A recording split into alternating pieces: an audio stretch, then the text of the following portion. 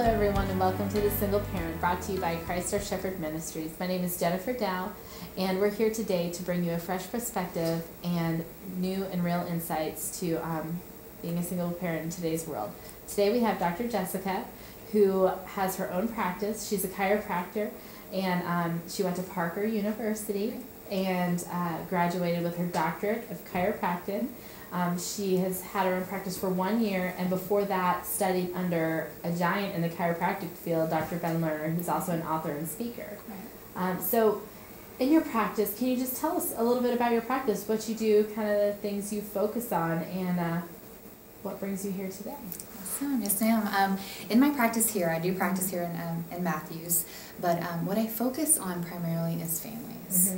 I have a heart just for kids primarily, but my job is just, because with chiropractic a lot of people think, you know, neck pain, back pain, car accidents and things like that as well, but my whole view and my holistic view is just getting people back to the way that God created them. You know, no interference, having their body heal at 100%, making sure that they're eating the right things, you know, doing the right things with their lives, and just being that whole package, the way that we were intended to be and the way that we were designed to be. Right. And so what is more about the question of how we were designed to be? So I think a lot of people could think a lot of different things when you say that. So in the aspects of our bodies, of how we are, how we live, what are some basic things we can say about how we were designed to be?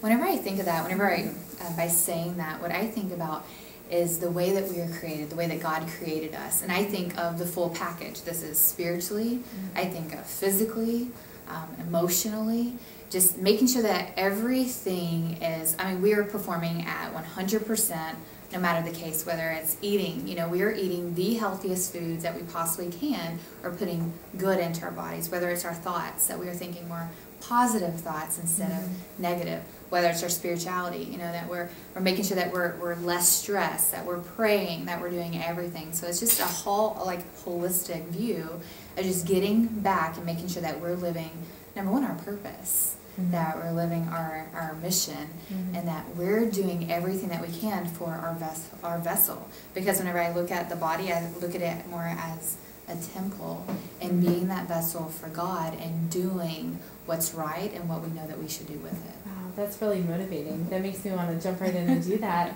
So one of the things you said was nutrition, and that's a huge issue, especially for the single parent. You know, we want to do the best we can for our children and make the right choices, give them the right foods, but seriously, money and time and lack of knowledge is crazy. And it can be very frustrating on how to make that happen. I want to talk about nutrition. I want to know, you know, first of all, why is that important? And why is nutrition important for our kids? First of all, what can you say about that? Nutrition is the big key, and you said it best with knowledge. And when I always, because with my patients, I always educate and I always inform. I'm not here to convince or to make you, you know, I'm not here to tell you how to raise your kids. I'm here to inform you with the best knowledge that's out there, and that you can make that educated decision. And we always, like in the office, what we go off of is Hosea 4:6. My people perish because of lack of knowledge. And a lot of people just don't understand the foods that they're really giving their kids, how it plays a huge role in their attention span, how it plays a huge role in their learning abilities, in the way that they interact with kids and their health. Because if we're putting junk into our bodies, into our vessels, then they're going to get junk out. And that's when we see a lot of these kids nowadays. I mean, look at them. We're getting more sick than we've ever been. And right now, as far as health goes in society, we have the sickest kids in the entire world right here in the U.S. And everything is going back to day one. What are we doing with our kids? What are we pouring into them? And what effect really does it have on the body? That makes a lot of sense. It makes me think of the same, the spiritual principle too, is like what goes in goes out. If you watch a bad movie, then all of a sudden, I mean, you're going to probably have a nightmare. I know I did as kids. And so what you're saying is it's the same with nutrition. It really matters what we eat. So what are some of the bad movies of nutrition, so to speak? What would you want to make sure to really avoid, first of all? Absolutely avoid, candies. Like all these sweets that we're giving kids, it's sugar. Like that. But a lot of it is it's the sugars. It's our kids are highly, we're overfed, undernourished, and demotivated, and a lot of us, we're giving our kids a lot of sympathy foods, a lot of foods that they whine and they cry about, and we just want them to be happy.